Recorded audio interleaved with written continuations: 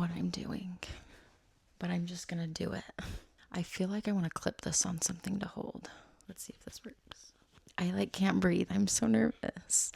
I'm holding my mic on my incense holder and I don't even know how this is gonna go. Welcome to We're Alive, the podcast. My name is Jenna. I'm your host, and we will talk about anything under the sun. And this is my first episode, and I have absolutely no idea what I'm doing, but I have been wanting to do this for years. And so I told myself this week, if you buy these microphones, you're gonna have to do it. And so I bought them, and they showed up the next day. And that is not how fast I was expecting it to be. But here we are anyway. We're showing up. We're doing the damn thing. I feel like this first episode, I'm going to kind of have to chop up a little bit because I'm going to keep pausing because this is so unnatural to me. Usually when I do videos or anything, I am able to edit and stop and take my time. But with a podcast, it's just so free flowing and natural and raw and real.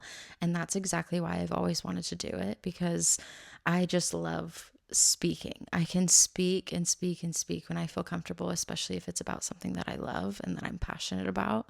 And that's where this is going to come. This is where this podcast is going to go. I have so many topics that I have wanted to talk about for so long, and short form videos can't fit everything in it for me. I can go on for so long about something, and maybe it rambles and maybe it's a little weird and uncomfortable, but that's just me and I love it that way. And see, I'm pausing and just I just need to take a deep breath. So everyone, if you're listening and you're here, thank you. We are alive. We are here. So just take a deep breath in with me.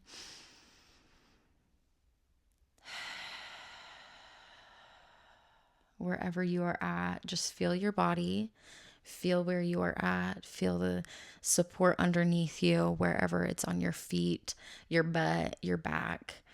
Just become present and just feel your body. I think that is one thing that I have learned to do, is how to feel my body.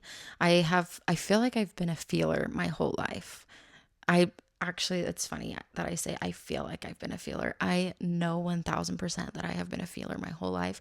I just didn't know how to feel it in a way that felt safe. And oh my gosh, where do I even go with this? I feel like I can talk for hours. Let's just start really simple. My name is Jenna Rianne McNary, and I am the oldest of three. I have a younger sister and a younger brother.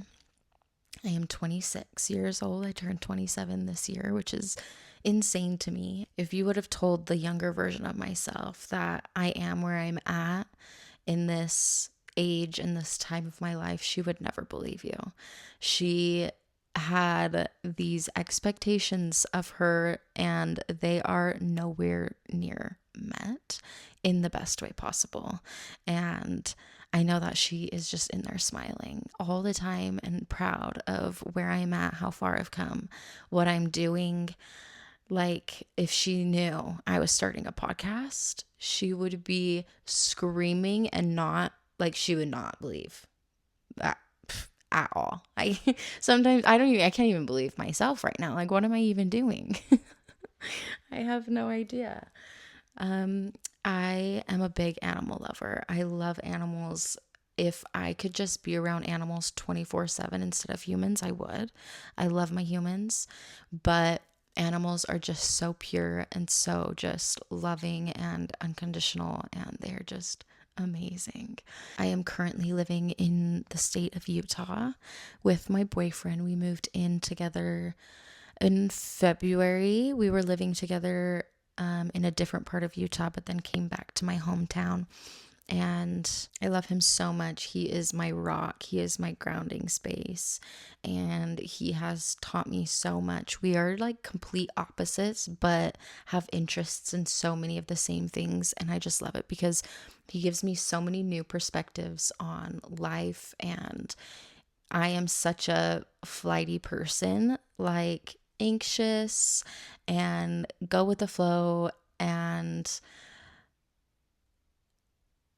just so many thoughts always going on in my head, and he'll just like bring me down to the present moment. And he has been absolutely the best human in my life, and I love him so much. I am such a big family person, and my family is pretty big. My mom has a lot of siblings, and so we were very blessed to have a lot of cousins, and we grew up next to them. And they are, I would say, more like siblings than anything. I feel like I have 5 extra siblings within them, and I just love them so much. They are literally amazing. And most of my cousins now live in our hometown, which is crazy. We used to all be kind of all over the place except for the one family down here that we grew up with, and now everyone's here and we're like all around the same age, and it's honestly so fun. I feel like we just have a built-in best friend family, and it is just so fun, and I am seriously so lucky. My family has 2 dogs. I grew up with 2 dogs all the time, and I just love them. They're so freaking cute, and I cannot wait to have my own animals. We cannot have them where we are at right now, which is totally fine. I feel like we are in a space right now where we can't take care of them because we are just both so busy. And so I'm excited to be able to get to a place where we do have the time and we have the ability. I will be getting a cat, and that was one thing that's like a rule of thumb. Like if I am dating anyone, I have to tell them like I will have a cat. Just so you know, it will be a black cat, and there's no talking me out of it ever. I will have a dog, maybe 2. We are renting from someone that has goats on their property, and we actually want goats now because they are seriously the funniest animals. Their personalities are so great. So we will have some goats, I'm sure, in the future. Some chickens. I want some chickens, and just a whole farm. That's like a dream of mine. The little girl in me would love to have a whole farm of animals to take care of. I also want a whole garden. We just started a little garden that's like in the potting things outside, and it's so little, and they got fried because we didn't water them for one day. We were gone, and down here in southern Utah, it's getting to the 90s and hundreds, and we missed one day, and we came back, and the flowers were fried.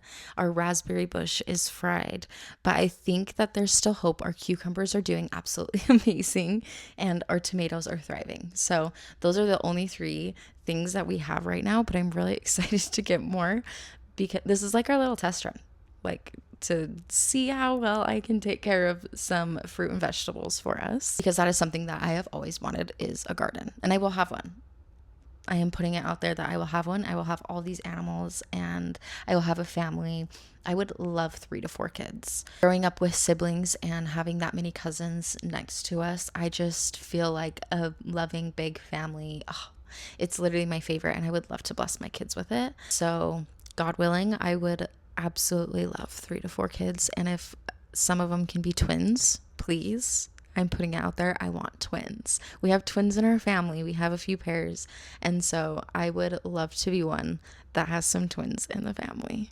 Now, I kind of want to get into the nitty gritty as to why I started We're Alive Space.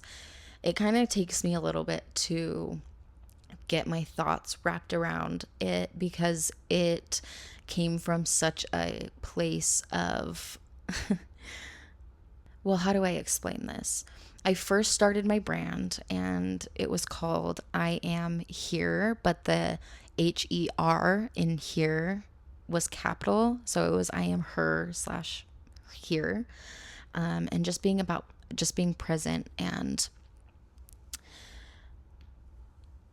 I loved it, but for some reason it just didn't resonate with me in that time that I was going through. I really wanted and was focusing on being present in my life and what made me happy and what I wanted to move forward with, what I wanted to bring into the space to bring other people together and for connection. And what was important to me was being present. And what being present was for me was getting outside, remembering that life exists outside of our phones, that connecting with people is so important. And when I started really thinking about how I wanted this to look, I just had this moment of, I just want to feel alive. I want to be so happy to be alive. And I was like, oh my God, we're alive. Like, we are here to live and to have these experiences in life that can either suck and be really hard or can be absolutely amazing and bring the biggest smile on my face. And it just was like, we're alive. And it's the whole experience, all the emotions, everything all in one of being alive is every part, every single side of the spectrum, not just one side of being present, but it's like everything just mixed in one. It's so hard to explain to put into one sentence. I feel like it's just as simple as it sounds. Like, we're alive. And what does that mean to you? When you feel the most alive, what are you doing? And I'm trying to go back to the moment in time where this name came to me. And I am here after, like, I think it was in 2023. I am here. Yeah. It was in 2023, and I did two women's events under that brand, and it was amazing. We had an amazing time. Actually, now that I think about it, I don't even think I did the women's events in 2023. I think they were in 2024. In 2023, oh my gosh, should we just get into it? I'm a little nervous because it makes me really emotional. I guess that's what it's about, right? Is being raw, real, human, and being here and being alive. That's what it all means. So in 2023, the beginning of 2023, I left a relationship that I was in for about 4.5, 5 years. And I didn't know why I was leaving. It literally made no sense. I had this moment of panic where I just needed to get out, and it didn't make sense at the time. And that was like the beginning of 2023. And it was really hard to leave and understand what was going on. I didn't trust in myself. I didn't trust in my feelings and what I was feeling. I didn't know, because this person at the time was my whole world, and everything I did revolved around this one person. And I didn't have any other plans besides like this one person. And so when I had this feeling of get out, I had to do it that same day. And so I did. I left that same day. I packed up my stuff. I moved home in with my parents. And it went on of like shock. I can't even find words, like, because it was just so shocking to me that I would do something like that. And I felt guilty, and I felt all the emotions that you could feel. I felt relief. It was just so many things at once. And it took me about, let me see, February, March, April, May, June, July, August, like 8 to 9 months to really come to terms that I made the correct decision for myself. And during those 9 months, I started really looking into my cycle. That's when I started really getting into cycle tracking, and I kind of started noticing patterns, and I started really learning about the woman's body that we should have this will be a topic, a whole nother topic, a whole nother episode. But I started learning about the women's body and the women's cycle that I've never been taught about before. And I was 23, 24 years old. And so I started learning all of that. I started making new friends. I was really just trying to survive at this point. And I had a breaking moment. I had a I had a time. Fuck. I don't talk about it a lot because it brings up so much emotion of just like sadness and heartbreak for myself because I wish I could hug her. Me. I admitted myself into the hospital. Yeah, it was, I didn't want to be here anymore. I did not want to be alive anymore. And it got to the point where I went up to my mom, and I'm like so grateful that I had that support system and my mom where I was able to go to her in that moment of time and be like, I'm not okay. Like, I can't be alone. And it just got to the point where nobody else could help me. And so I went into the inpatient center at the hospital, and it was, I don't remember, honestly, a lot of the first 2 to 3 days. It was very like I was dissociated. They had me on medicine just to kind of calm down my nervous system. I was talking to a counselor in there. They had activities throughout the day, like art activities and just like lessons about mental health and like group activities and gatherings just every day. And they wanted you to show up every day. Yeah, I slept with a roommate. I had 3 different roommates. I was there for 7 days. I really wanted to get out after day 4, but on day 4, I had a really big panic attack at like 3 a.m. where my psychiatrist just recommended that I stay until the weekend. And I was really sad because I was missing out on a whole family reunion out in Washington State. But my parents, ooh, yeah, it's real for sure. My parents stayed back, and they just wanted to make sure I was okay. And so they came and visited me. The psychiatrist put me on some medications, and they helped at that time. And I remember having a conversation with my psychiatrist where he kind of sat me down and he was like, have you ever heard of PMDD? And I was like, no, I have absolutely no idea what that is. And he was like, a lot of people think that there's only PMS, which is what you get before your cycle starts, before you bleed. But PMDD is starting to show up a lot more because there's a tiny bit more research, but there's not nearly enough. And so in your luteal phase of your cycle, PMDD can show up. And if you haven't heard of PMDD stands for premenstrual dysphoric disorder. And it's where it has nothing to, it's not a hormone imbalance. A lot of people think that your hormones are imbalanced with PMDD, but they're not. I mean, I've had mine checked. Mine are great.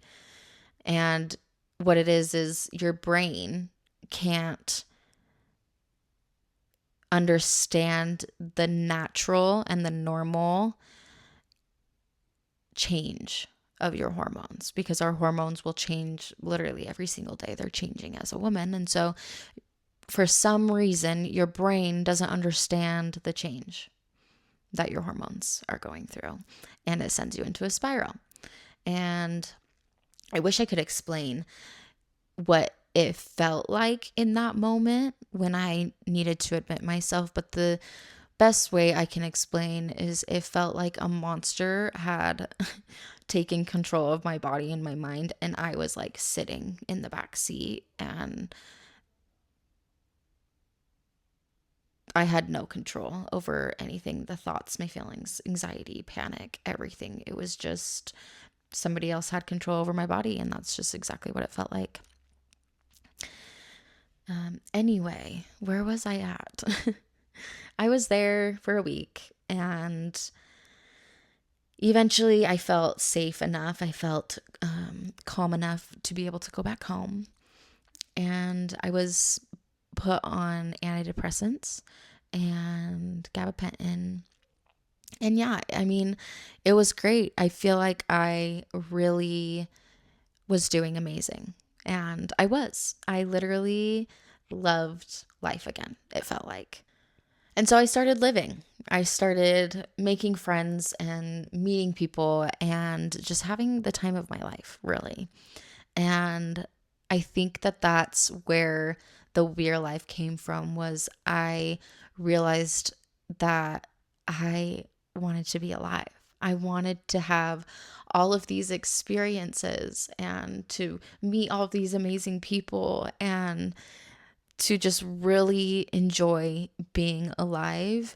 And it really came down to the most simplest things, and like being outside, feeling the sun on my skin, hearing the birds chirping, listening to the waves crash on the beach, getting into bed, that feeling of just getting into bed and just like that exhale, the rain on your skin, the food, tasting food, and writing down in my gratitude journal, affirmations in the mirror, meeting my boyfriend, just seeing everyone laugh and smile. I really felt like I was able to just sit down and be present and just really appreciate being alive for the first time, I think, in my whole entire life. And I just want everyone to have that feeling and to have that awareness of what being alive truly feels like inside of the body. And I am just so excited to bring it to everyone and to just allow myself to be my most truest, authentic, real, raw, weird self, and to speak from the heart. And I really truly believe that if you're your weirdest self, other people feel comfortable to be their weirdest self as well. And that's my favorite thing in the world. I literally love it so much when people are weird. I love when people I love when people are uncomfortable by weird people, because it just shows me like, where are you holding yourself back in your life? I still get uncomfortable sometimes. I still will have moments where someone does something like they're being their true self, and I'm like, oh gosh. But then I like look back at myself and I'm like, why is that making me uncomfortable? Where am I holding myself back from being my true self? And so, oh my gosh, I feel like I can go on forever, and I feel like maybe this episode made absolutely no sense. I actually don't think it did, but maybe it did. Maybe it landed somewhere. Maybe I just needed to get these words off of my chest, and I don't even have a clue where this podcast can go or will go. I just want to speak, and I just want to create new avenues of connection, and I can't wait to bring people that I love and that I know on here and to just speak with them and to have these conversations. And I am just so excited. Like, I just have so much excitement about it. And when I have that excitement, I just need to go with it. I need to follow, and I'm just going to go with it and see where it leads me. I'm going to trust. I got a tattoo right here. If you can see it, if you're watching this one, it says trust. And I got that after I got out of the hospital, because I just knew that I needed to trust myself, trust God, trust the universe, trust in where life is taking me. And that's what I'm doing. And that's what I'm doing with this. And so there are things that I will talk about. I wrote some things down to kind of like guide me through this episode, because I was like, what am I doing? What am I doing? I have no idea. And things that we may talk about: womanhood, cycles, PMDD, relationships, self love and self care, my life stories, other people's life stories, where we're at in life, what we can learn in life, all the things. Therapy, medication, sound healing, meditation, literally just all the things. Okay. There's so many things that I cannot wait to get into. And I'm literally just so happy you're here. I'm so happy that you are alive and with me. And thank you so much for being here and listening. And I am just so grateful for you. I love you. And I can't wait to see you next time. Thank you for listening to the We're Alive podcast.